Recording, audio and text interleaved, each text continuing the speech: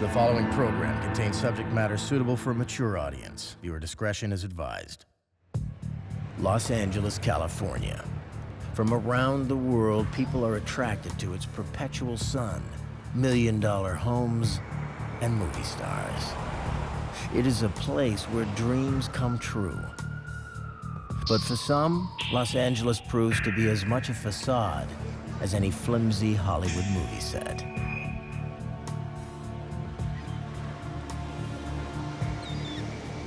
August 17th, 2000. Another beautiful California day. Layla Ishmailova was to pick up her friend Luda. Can you remember? Knowing Luda to be a notoriously heavy sleeper, Layla tries the door. Wake up, honey. It's a beautiful day. To her surprise, she finds the door unlocked. Ты где? Люда? Люда? Come on, baby, wake up. Oh, come on. Давай уже вставай. Сколько можно спать? Кто рано встает, тому Бог дает.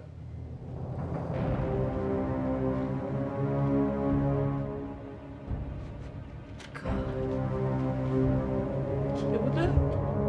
Люda, you okay? Люда! Люда, no, please. Люда, wake up! Wake up! A mysterious woman. She was just a dead body, and they were trying to figure out who she was. A tenacious detective. I'm assigned a murder case. I'm motivated to solve it. An underworld of ruthless criminals. We thought we may be looking at a contract murder from the Russian mafia. The solution hinging on ballistics. Can investigators unravel the web of lies and discover a killer's identity?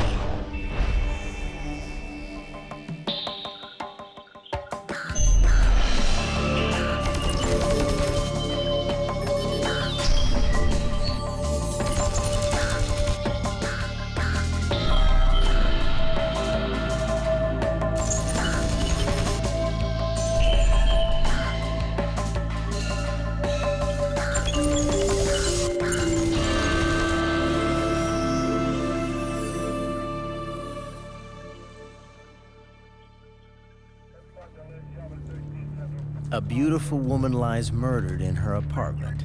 Detectives from the Los Angeles Police Department Robbery Homicide Division wonder who she is and why someone would want her dead. Layla Ishmailova was a good friend of Luda's, and they were supposed to meet that day, earlier in the day, and go to Magic Mountain together. And she had contacted Luda earlier in the day, prior to the murder, and made the arrangements, and later on that day tried to call her again, but there was no answer. So after a number of times of trying to get a hold of her, she decided to go over and see where she is or what happened. Maybe the phone was disconnected. And that's when she discovered her.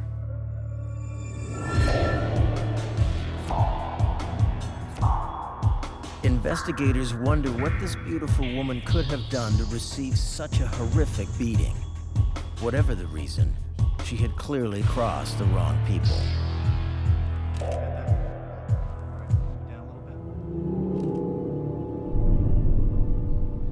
Investigators learned that the victim's name was Luda Petashanko, or Luda as she was known to her friends. Luda had recently arrived in the United States from the Ukraine, where she had left behind her daughter and family. Luda was very close with her daughter, was constantly calling, writing and sending money home to her mother and daughter. Her mother was watching her daughter at that time because she had been separated from her husband. And her goal was to bring her mother, daughter, and sister to this country to live and hopefully have a better life here.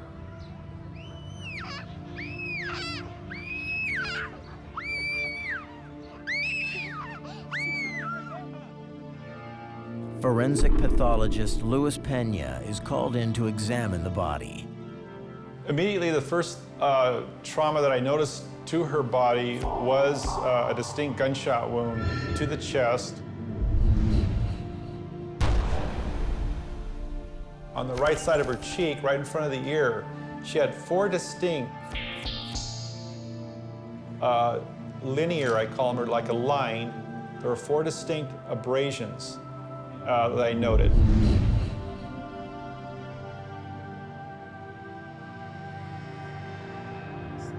While Pena studies the mysterious marks, forensic technicians scour the crime scene looking for clues.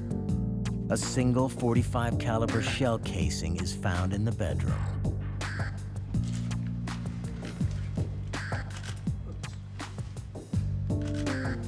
A minute trail of blood is discovered leading away from the body. Police know that whoever the killer is, they have blood on their shoes. As the search continues, investigators begin to get a better picture of exactly who Luda was. We also discovered in the closet of her bedroom there was nothing but nighties and negligee. There was no regular clothing that person would wear out in the street, normal day clothing.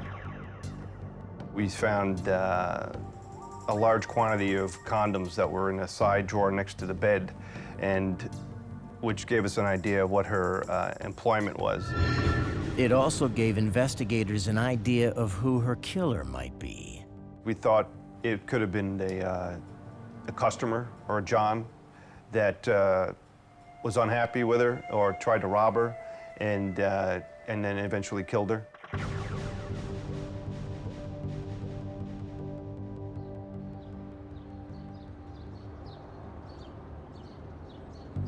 Hoping that the building's security camera may have recorded the John coming and going, investigators seize videotape and send it for electronic enhancement. In an effort to learn more about the comings and goings at Luda's apartment, investigators question Luda's landlord, Mayor Hakopian. Luda's a nice girl, pays rent on time, smiles, always good. But Hakopian had no knowledge that Luda was a prostitute and no idea who might have killed her. Suspecting that one of Luda's regular clients might know who the killer is, investigators decide to put a trace on the dead woman's phone line. But when they contact the phone company, they're shocked to learn that someone has beaten them to the punch. Somebody's already tapped the line? Well, who the hell is it? What do you mean you can't tell me? The line has been tapped by the FBI. Suddenly, what seemed like the relatively simple murder of a Russian prostitute is about to become much more disturbing. But just how much, Brian McCartan could never have imagined.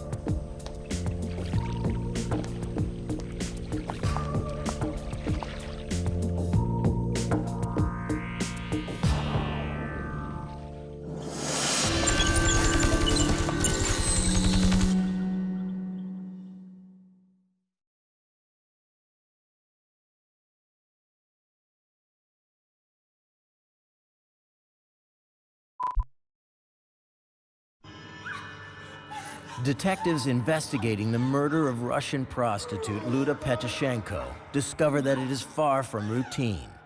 In fact, whatever she was mixed up in, it was important enough for someone to tap her phone line.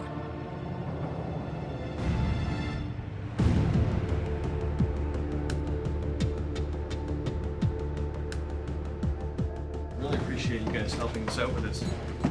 That someone was the FBI. They had tapped Luda's phone because they suspected she was one of a number of Russian women who had been smuggled illegally into the United States. The FBI provides LAPD with surveillance photos of Russians suspected to be part of the huge and well-organized operation, any one of whom could be Luda's killer. It's an amazing phenomenon, this trafficking business. 500,000 women a year from the former Soviet Union flee to the West to become prostitutes. That's just a shocking number. Like so many of these women, Luda had left behind her loved ones for the dream of a better life. But somewhere along the way, Luda's dream had gone terribly wrong. They would start in either Moscow, Ukraine, St. Petersburg. Then the girls would go to an intermediate stop, usually in Europe, Sometimes they would be seasoned by working in bordellos in Czech Republic or in Amsterdam.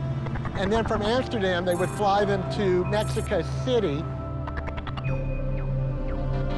Before being smuggled illegally into the United States, the women are taken to a villa the Russians maintain just south of the US border.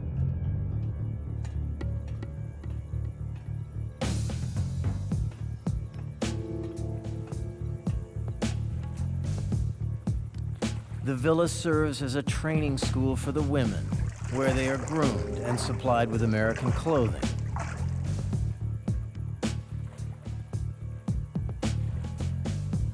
The smuggling operation is headed by career criminal Sergei Mezeritsky. For the naive Luda, the villa is a shocking glimpse into her own future. American. Before leaving the villa, the women are taught critical phrases in case they're caught by American authorities. American citizen. Under cover of darkness, the women are brought into the United States, arriving by boat in San Diego. Once in the country, the women are sold to pimps and madams.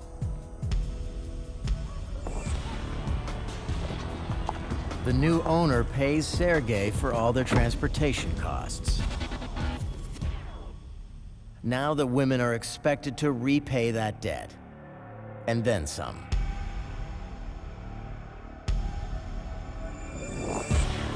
Давай, пошли, вперед, давай! Вперед! Давай, машину! Well, I think most of them owe anywhere from $10,000 to $20,000.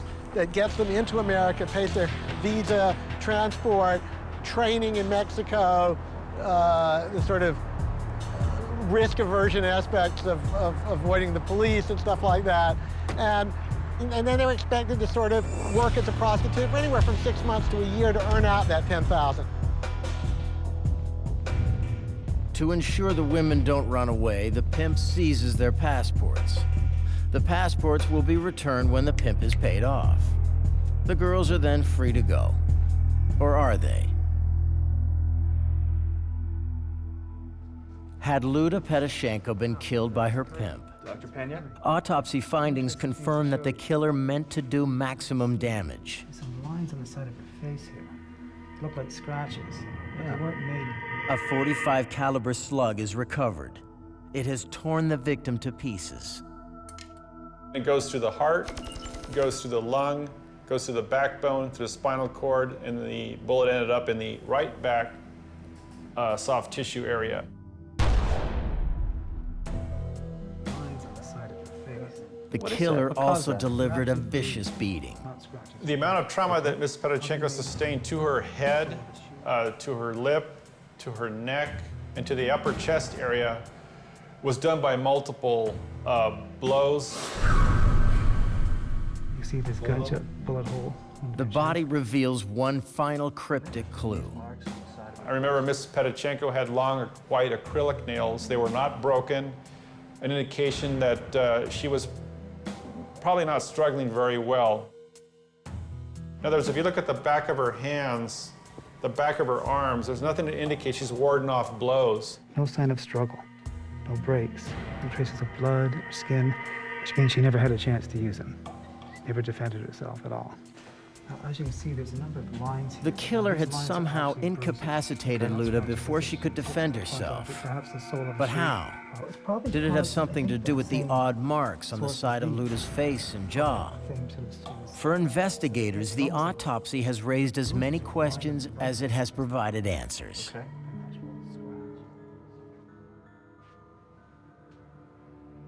With no concrete leads, McCartan returns to the crime scene, hoping to find some overlooked clue.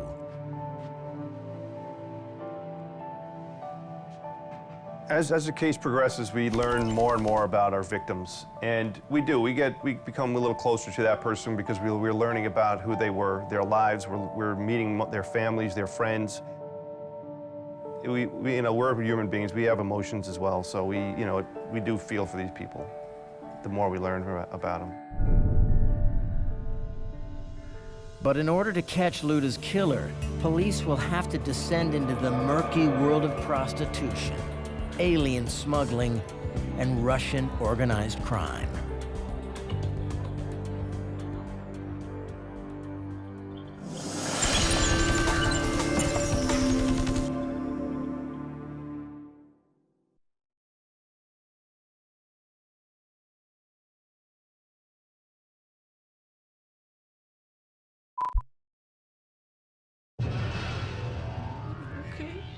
Luda! Luda, no, please. Luda, wake up! Wake up! The murder of Russian prostitute Luda Petashanko leads LAPD detectives to illegal alien smuggling and high-end prostitution operations. It also leads them to an even more dangerous threat: the power behind the prostitution business, the Russian mafia. Deluxe prostitution has been a big business in Los Angeles as long as Hollywood has been here. The biggest clients of the fancy prostitution racket are movie people, whether stars, producers, agents. Writers can't afford it, but you know, a few of them, when they win an Oscar, maybe can. But in any case, it's one of the perks of living in Hollywood is access to beautiful women on an instant basis. After the fall of the Iron Curtain, many career criminals fled the former Soviet Union. They were attracted to Los Angeles and the decadent lifestyle they had seen portrayed in American films. They were also attracted to the prostitution business and the big money they could make in it. Police know that if they are going to get anywhere with the hardened criminals, they will need someone fluent in Russian on their side. We decided that we needed to have a translator for us, because there's nothing more difficult to investigate a case where you can't speak the same language as the people you're talking to. We searched the department to try and find someone that we could bring on loan to our unit.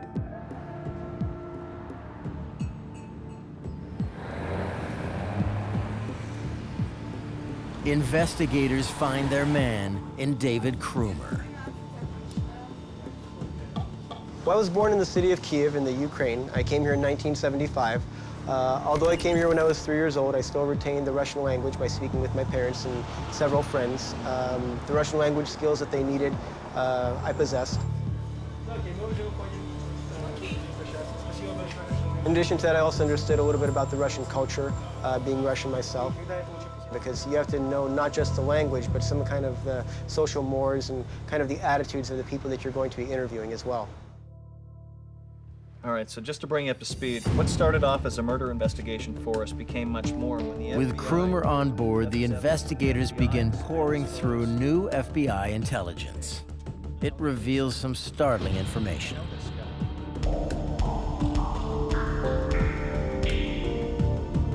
Mayor Hakopian was much more than just Luda's landlord. I interviewed him a few weeks ago.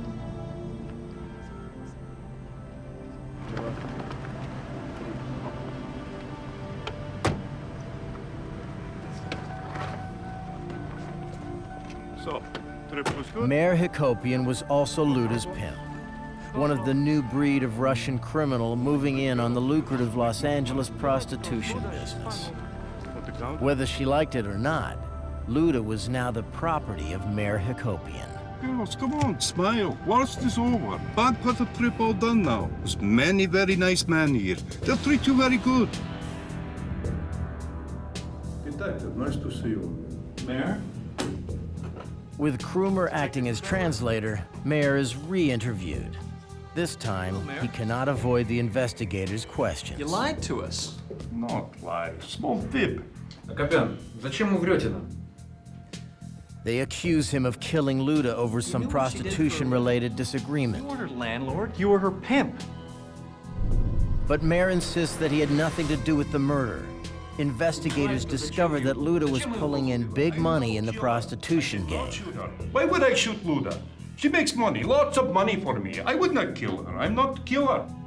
She had only been in the country approximately 3 months, and she had already paid off her passage. She would make between $100 to $300 per customer that would come to her apartment. Investigators begin to wonder if, rather than being an exploited victim, Luda had actually embraced her new lucrative lifestyle. Yes, there are those people that are going to say, well, she's a prostitute, she's demeaning herself, and she's not a moral person. But you have to understand that over there, there is a premium placed on taking care of your loved ones. And if that means that you have to resort to some illegal means to do it, then that's just what you do sometimes. Many of them are well-educated and have university degrees in Russia. In Russia, that buys them nothing. And so a lot of them work as call girls because there they can get not quite American wages, but far better wages than anything that they could earn in Russia. So when they come to Los Angeles and they can get $1,000 an hour, even though they have to give it all to the handlers, they see the pot of gold. Luda was very good at her job. But when police discovered that she had saved over $15,000 in 3 months, they doubt that even she was that good. How had she made that money? The answer lies with the man that brought her into the country, Sergei Mezeritsky. Sergei Mezeritsky was involved in a lot of things, from stealing cars or VIN switches to prostitution. So he's had police contacts in the past. You know, he was involved with transporting a number of illegals into the country. We knew that he was a scammer. We knew that our auto theft section was investigating him as a car thief. So we didn't put it below him to kill somebody. We were able to talk to him, and we kind of explained to him, hey, you know, just help us with our investigation with regards to murder, and, you know, we're not interested in all of your other activities. Is your name Sergei Mezeritsky? Mezeritsky. Mezeritsky is so confident of his innocence that he even agrees to take a polygraph exam. Luda Petashanko. The focus of the polygraph exam with Serge was to determine if he had any knowledge regarding the murder of Luda. Was he present during her murder? Petashanko. No. Or did he know who was guilty of that? Petashanko. No. Do you know who shot Luda Petashanko? No. Despite Mezeritsky's confident demeanor, the polygraph maps subtle changes in his physiology. It's proof he's not telling investigators the whole story. No. Ну. Баранки гну. Плохие новости. Плохие новости, дружок. Who is this guy? Тест. What does he mean I failed the polygraph? He was absolutely shocked that he didn't pass his poly because he was very confident that he could pass any test that we throw at him. Слышал такое? Помоги себе сам. Вот давай, рассказывай. Всю правду рассказывай. Sergei Mezeritsky decides to come clean. He explains that he had recently taken on a new partner in the alien smuggling business. But investigators are stunned when Mezeritsky reveals that his new business partner was none other than murder victim Luda Petashanko.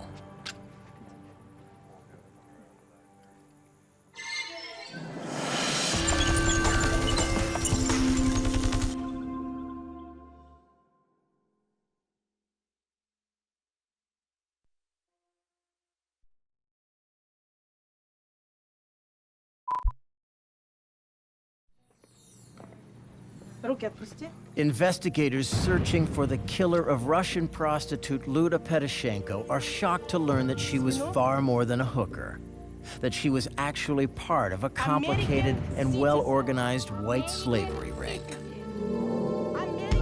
Her business partner, Sergei Mezeritsky, explains that Luda was tired of being a servant. She wanted to be a real partner in a business where she could make big money, and that business was alien smuggling. Luda's plan interested Sergei. She had contacts back in Russia and could recruit an almost endless supply of women. Sergei could supply the transportation Luda needed. It was a win-win situation. Once in Los Angeles, Luda showcased the girls for prospective pimps and madams.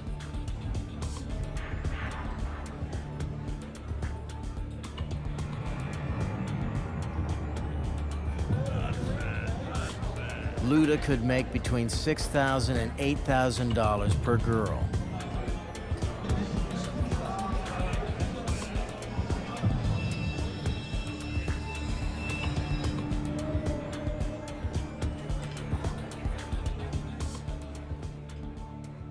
Police tracked down one of Luda's girls. She explains that after being sold to a madam, she had refused to prostitute herself. I don't want to be a prostitute anymore.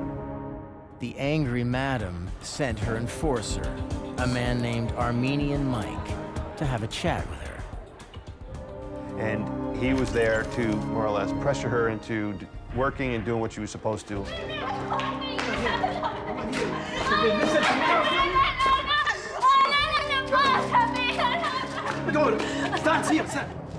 While he was there, he physically abused her and raped her. When she told us that right away clicked in our head that this individual, he has a tendency towards violence. This is a good possibility here. Investigators also learned one other important detail. The madam felt that Luda hadn't held up her end of the deal, so she had sent Armenian Mike to have a chat with Luda as well.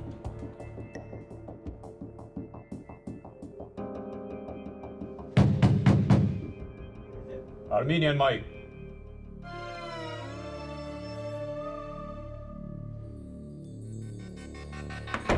Why you not like KGB? I'm not KGB. I'm just a regular guy, you know. What do you want? Where are money? What money? What do you mean, what Armenian Mike is interviewed, but despite the precarious situation the suspect finds himself in, he remains unfazed. I don't kill Luda. Russian criminals are more brazen in the United States because, quite honestly, there are less consequences for them. They've probably done time over there. I'm telling you where... Don't touch me, you Where understand? are money? Don't touch me. If they get caught here, they may or may not do time because they understand that there are a lot of technicalities involved with the law over here. Worst case scenario, if they do a crime out here, like a capital crime like murder, they can always just fly back to their home country and not even worry about any consequences here at all. Having provided an alibi, Armenian Mike walks free. But investigators are far from convinced that he is innocent. In fact, he joins a growing list of suspects, including Luda's pimp, Mayor Hakopian, and alien smuggler and business partner, Sergei Mezeritsky. They were all in the business. They had contact with Ludmila. They were involved with getting money from Ludmila. And so, in our opinion, they were a possible suspect. But the list of suspects is about to grow even longer. We received information from an FBI source involved in the Russian community that there's an individual that worked for Sergei as the muscle, did odd jobs for Sergei by the name of Alexander Gabay, and his nickname was Boxer.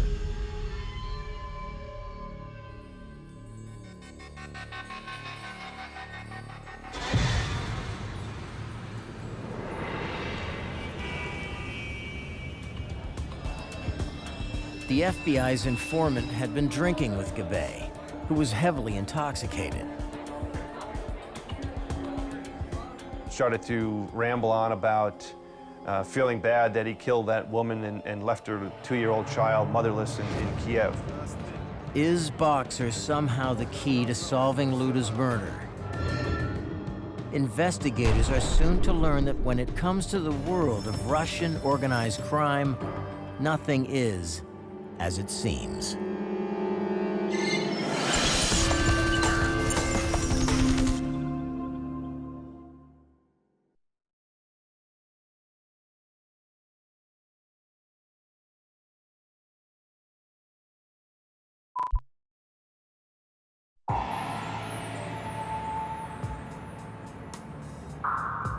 After days of intensive investigation, Los Angeles detectives now find themselves with 4 suspects in the murder of Luda Petashanko. Her pimp, Mayor Hakopian, alien smuggling partner Sergei Mezeritsky, Armenian Mike, enforcer for an angry madam, and Alexander Gabay, also known as Boxer, who worked as muscle for Mezeritsky. As investigators look into his background, what emerges is a picture of a man unlikely to be a murderer. Yep, right. Alexander Gabay came here, I think, in his late teens, went to some American schools, got an engineering degree, architectural engineering degree, was a smart person, wasn't some uneducated idiot off the street. He had a job, he had his own business where he would design, architecture design for different companies. He was like a subcontractor. He was a welder. He welded art for him. Alexander Gabay got the nickname of Boxer because, as it turns out, he had done some fighting back in the former Soviet Union.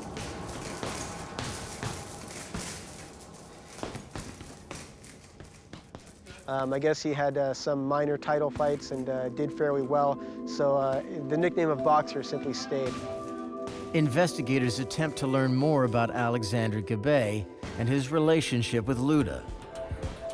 The girls that were transported in by Luda knew of Alexander Gabay. They had met him at a party, and they knew that one of the girls that had come in with them, that had been transported into the country with him, Oksana Meshkova, was dating him.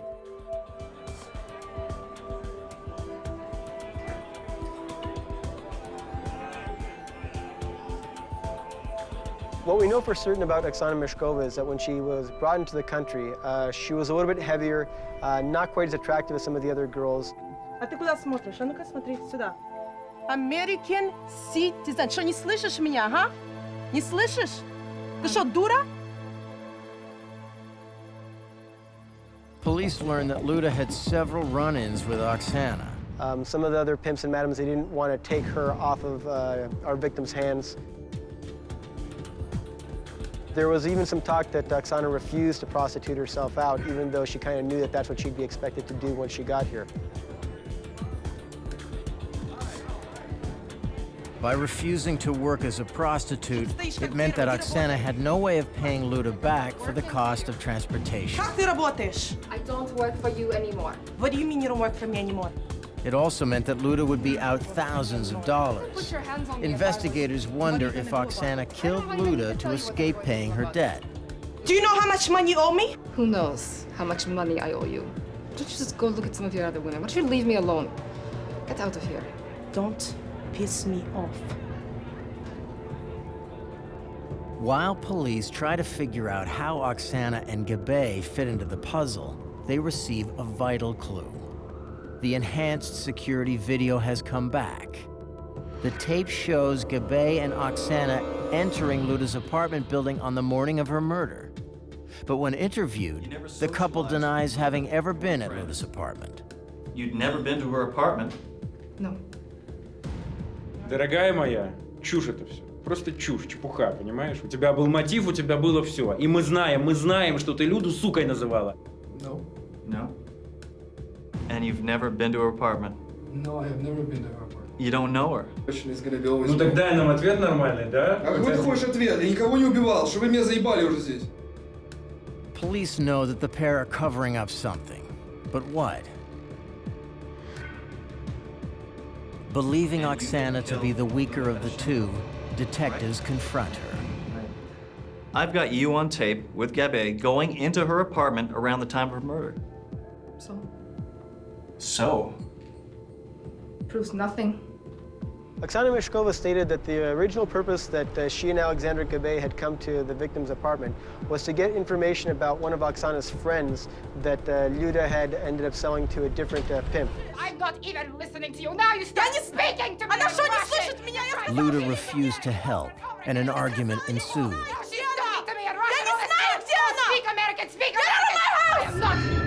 Something had happened in that apartment, and police are determined to find the answer.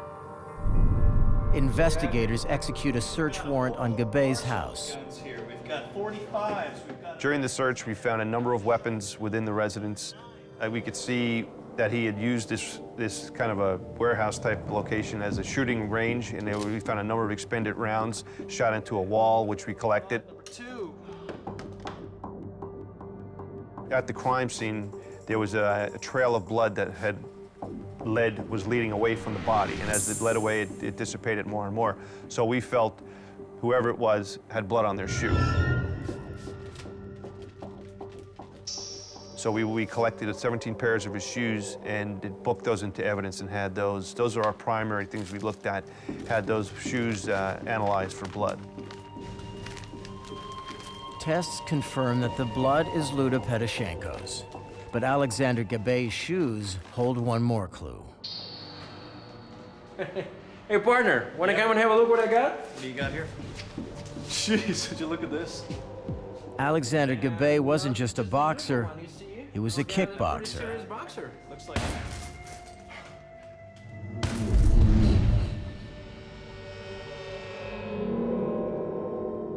We looked at the shoe and saw a pattern. Повернись ко мне. Thought about the victim's face and the striations and the pattern on her face, and we believed that that was from his kick. He kicked her on the side of the face and the neck, which left this sort of pattern that in our opinion, matched the shoe. To investigators, it now seems clear that Gabay had badly beaten Luda. But the question they still must answer is, just who exactly pulled the trigger?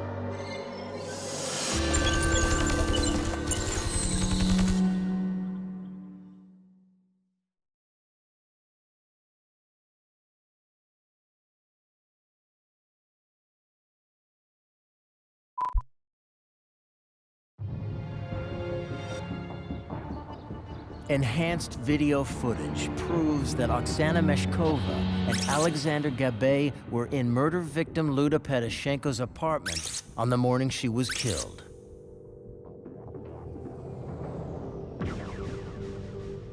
Forensic evidence suggests that Gabay beat Luda, but just who pulled the trigger remains cloaked in mystery. Oksana had as much reason, if not more than Gabay, to see Luda dead.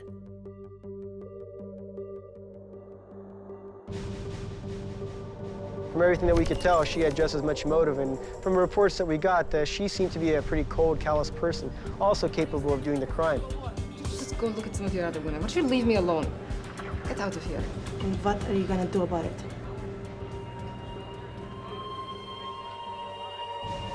Suddenly, Oksana has an unexpected change of heart. Go to Luda's apartment. She was not willing to go to jail the rest of her life. She's 23 years old, or 24 years old at this time. And she got a taste of what LA County Jail was like and realized this is not what she wanted. You're a very young woman. You're looking at 25 years, unless you give me something really worthwhile. So we met with her and her attorney and the DA, and she advised us about a man by the name of Marvin Graham. Marvin Graham and Alex were friends.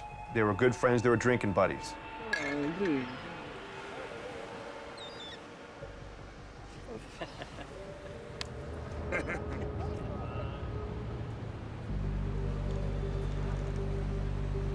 Oksana reveals that on the morning of the murder, Graham had driven the couple to Luda's apartment. He waited in the car while they went inside. He, in my belief, was unaware of the fact that there was going to be a murder or they were going to shoot anybody. Right now, where is the girl? Я не знаю, где она! Что я тебе сказала? Я не знаю, где она! Speak American, speak Get out of my house! I am not leaving your house! I am not leaving your house! Get out of my face! I don't care what you do to her! You can kill that bitch! Сука! Давай, Оксана, пошли, быстрее. About 20 minutes later, they returned. Oksana got in the back seat, Alex got in the front, turned to Marvin and said, I shot her. I had to shoot her. And then they left.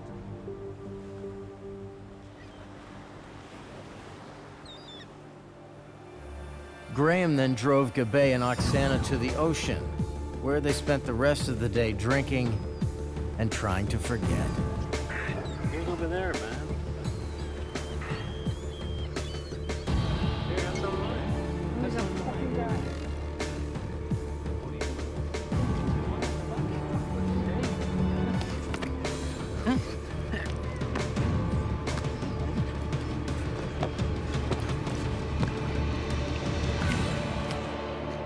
Gabay then asked Graham for a favor.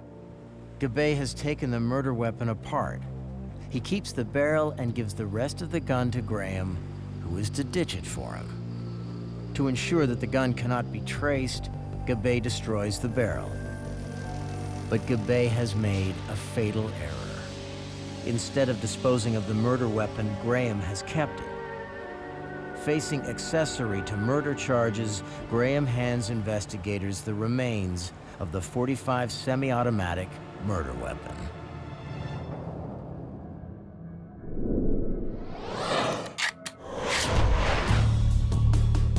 When a bullet is fired, tiny marks are left on the slug as it travels down the barrel. These marks mean that the bullet can be traced back to a specific gun. Since Gabay has destroyed the gun barrel, police must find another way to connect the gun to the murder scene. They look to the shell casing retrieved from the crime scene. When a gun is fired, there are also distinctive markings left on the shell casing as it's ejected by the gun. What Gabay doesn't realize is these markings can also be used to connect the murder weapon to the crime scene. Using a rebuilt gun, ballistics expert Diana Paul fires off a shot.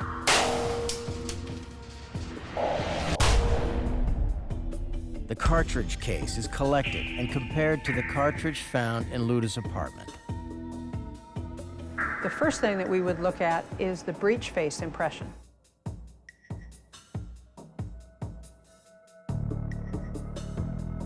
That would be in this area. And the ejector, which would be in this area. And those two marks allowed me to connect the evidence cartridge case, the evidence from the murder scene, to the gun connected to Gabay.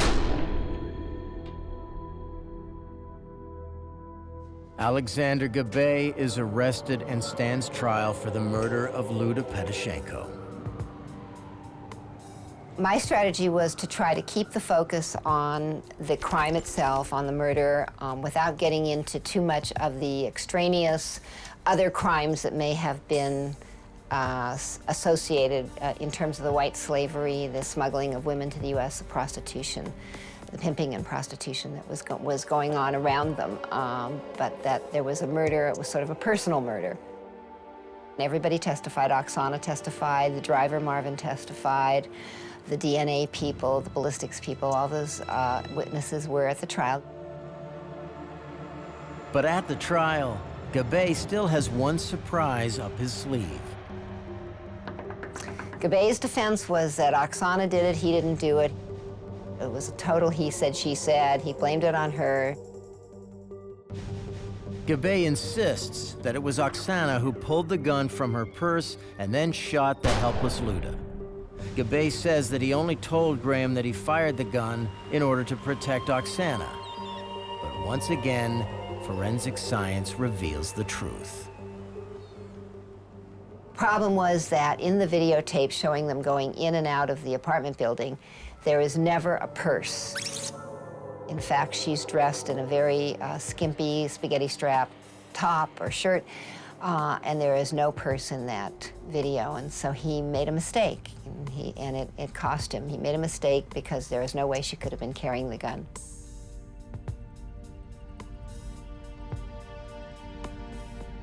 Jury convicted Gabay. He was found guilty of second-degree murder. That's a 15 to life sentence in California, and they also found to be true that he used a gun causing death.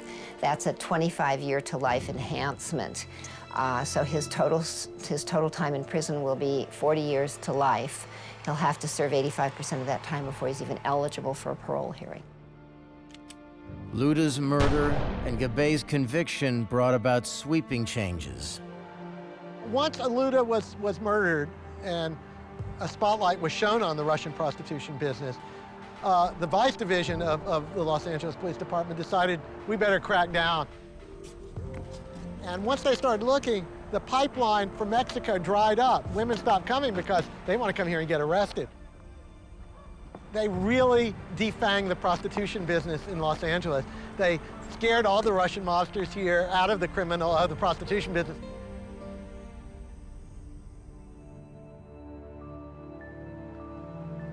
No, I think what we forget is the victim in this story. I mean, we knew nothing about her hopes, dreams, but I have a feeling here was a woman who came to Los Angeles and probably wanted to go to that beach and to go out to the Santa Monica Pier and ride on the Ferris wheel and enjoy the freedom and beauty of life in California.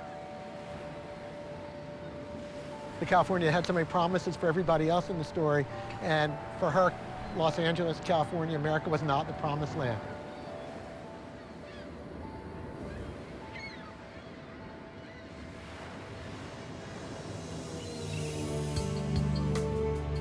Luda Petashanko's dreams were twisted by her own ambition. She paid with her life, and it cost her daughter a mother.